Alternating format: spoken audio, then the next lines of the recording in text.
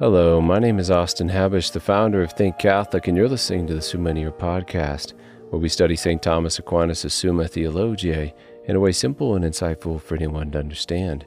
The Summa podcast is brought to you by Think Catholic. Taking 2 questions of the Summa a day, we'll seek to summarize St. Thomas's responses, discovering the brilliance of Aquinas and his Catholic faith is day 158. So let's get started. We're covering today questions 80 and 81 of the Secundae, that is, of the potential parts of justice and of religion. The translation that I always use in these podcasts is the one generously provided to me by Ave Maria Press, the 5-volume set translated by the Fathers of the English Dominican province, which you can now get at a discounted price from Ave Maria Press's site by typing in the code Summa 10. And so here we go. Article 1, whether the virtues annexed to justice are suitably enumerated. The virtues annexed to justice are virtues similar to justice, yet fall short in some way of the strict definition of justice considered as a unique virtue. That definition is the following: rendering to another his due according to equality. Now, to some particular persons or groups, we simply cannot render back equally what is due, even if we wanted to. Like to God or to our parents, we can never give back equally what is due to God. God is due infinite love. We just can't offer that. We also cannot render back equally in response to what our parents have given to us. They have given us life and upbringing. We cannot give those things in return. This is why we're going to have certain virtues annexed to justice, virtues similar to justice but not identical to its definition. Those virtues are the following: religion, which consists in offering service and ceremonial rites, interior and then exterior worship to God, and it falls short of the equality of justice, as we've already described. Piety, whereby a man renders service and constant deference to his kindred and the good doers of his country. Again, this falls short. An equality of giving back what is due, most easily seen in the example of our parents already given. Observance, whereby a man renders what is due by honor and deference to the virtuous, of which we cannot give back to them equally what they have given to the common good, what they have done for us via their virtue, because the value of virtue is greater than anything we could give to them.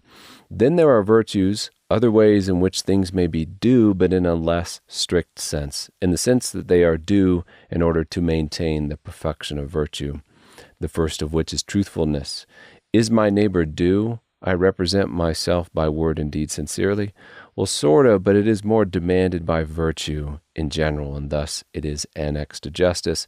Then we have gratitude. Again, not due to others in a strict legal kind of sense, but virtue demands it, that we render to another, at the very least, thanksgiving in return for the gratuity of their actions towards us. Then we have revenge, which we might think is an odd virtue to annex to justice, but like a parent punishing their child, giving punishment due, it is sometimes required by justice, punishment, demanded by virtue in certain cases. Lastly, we have the annexed virtues due for the sake of even greater rectitude. That's Aquinas' word, which he explains this last category briefly in writing. There is another due that is necessary in the sense that it conduces to greater rectitude, although without it rectitude may be ensured. This due is the concern of liberality, affability, or friendship, or the like, all of which Cicero omits in the aforesaid enumeration because there is little of the nature of anything due in them. And of those, that last category, we will deal specifically with them later on in the Summa. And now on to question 81 on religion. Article 1, whether religion regards only our relation to God. Where does this word come from? Religion. St. Thomas tells us, according to Cicero, a man is said to be religious from religio, because he often ponders over and, as it were, reads again. That Latin word is relegit, the things which pertain to the worship of God. Religion is the virtue by which we render to God his due. And we can do that directly through worship and sacrifice, as well as indirectly, as St. James says, by visiting the orphan and the widow and keeping oneself unstained from the world. We can also do it interiorly, we can do it exteriorly. In this way, and in response to our article, religion regards God directly, but our relationship with others also indirectly and for God's sake. Article 2, whether religion is a virtue. because we can never hear enough about what a virtue is, how virtues work, how they relate to action. Since it's not intuitive for most of us, I will simply quote Aquinas here, who writes, "A virtue is that which makes its possessor good and his act good likewise. Wherefore we must necessarily say that every good act belongs to a virtue. Now it is evident that to render anyone his due has the aspect of good, since by rendering a person his due, one becomes suitably proportioned to him through being ordered to him in a becoming manner. But order comes under the aspect of good, just as mode and species, according to Augustine.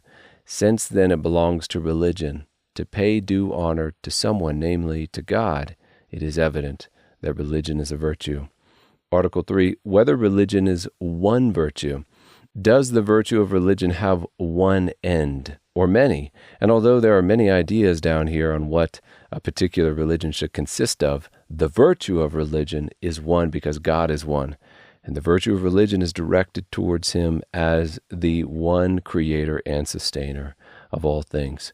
In Aquinas' words, habits are differentiated according to a different aspect of the object. Now it belongs to religion to show reverence to one God under one aspect, namely, as the first principle of the creation and government of things. Therefore it is evident that religion is one virtue. So the virtue of religion, rendering to God his due, is one, as directed towards the one God and origin of all things.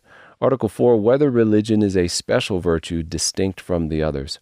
Religion is distinct because its end is distinct. Religion is directed towards God uniquely, unlike piety or observance or any of the other virtues annexed to justice. As St. Thomas teaches, wherefore to God is special honor due. Even as in human affairs, we see that different honor is due to different personal excellences.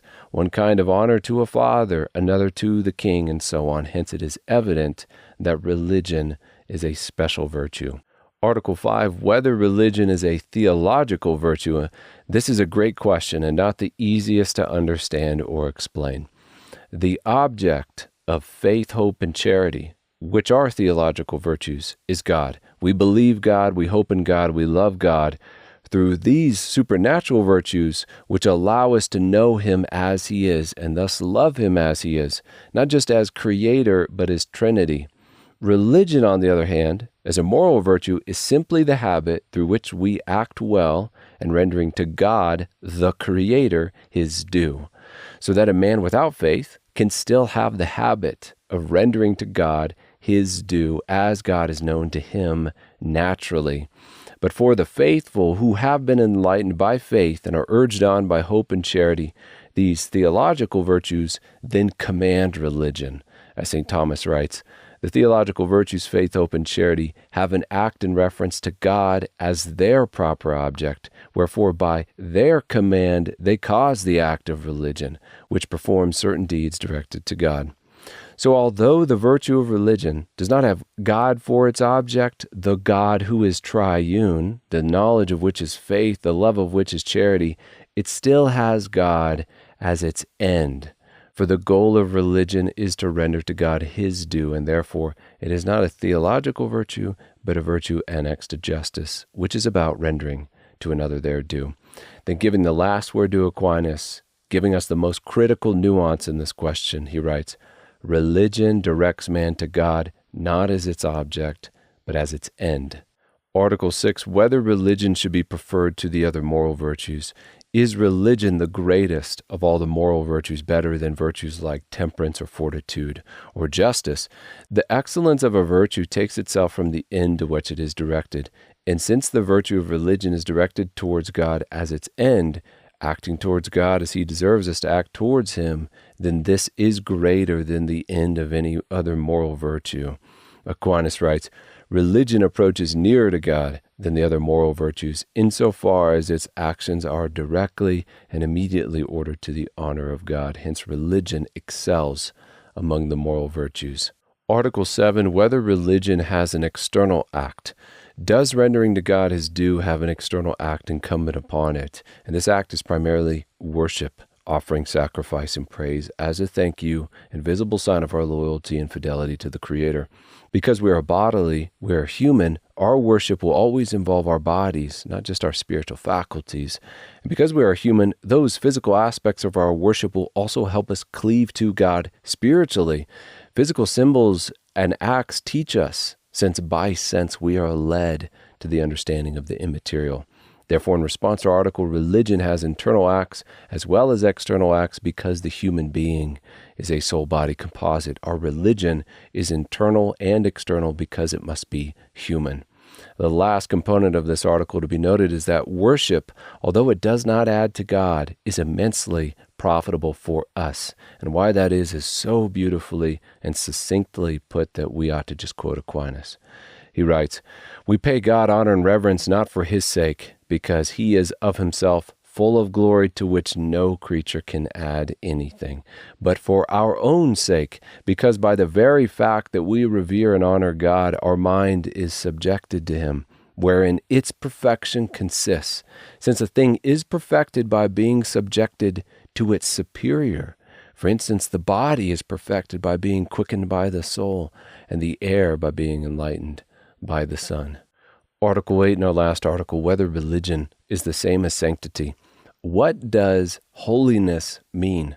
Here St. Thomas says that the Greek word, which we translate to holiness in English, is agios, which means unsoiled. Sanctity is about purity. As St. James said, religion that is pure and undefiled before God and the Father is this, to visit orphans and widows in their affliction, and to keep oneself unstained from the world. Remember also what St. Thomas said about intellectual perfection back in episode 144. Now the perfection of prudence and of every intellectual virtue consists in abstraction from sensible objects. St. John of the Cross, the official teacher of Catholic mysticism, says, "And this is evident, for the doctrine that the Son of God came to teach was contempt for all things, whereby a man might receive as a reward the Spirit of God in himself. For as long as the soul rejects not all things, it has no capacity to receive the Spirit of God in pure transformation." All this to say that holiness consists in alienating one's heart from everything non-God. Now one can love their family, their fellow citizens, the stranger. These do not stain the heart provided they are loved for the love of God. Since religion is directed towards God, and since sanctity consists in directing all our heart, mind, soul, and strength to God, in this way they are the same, but differ in that sanctity applies to the whole of man, while religion is, as strictly defined, concerning rendering to God his due, and especially in things like sacrifices and oblations.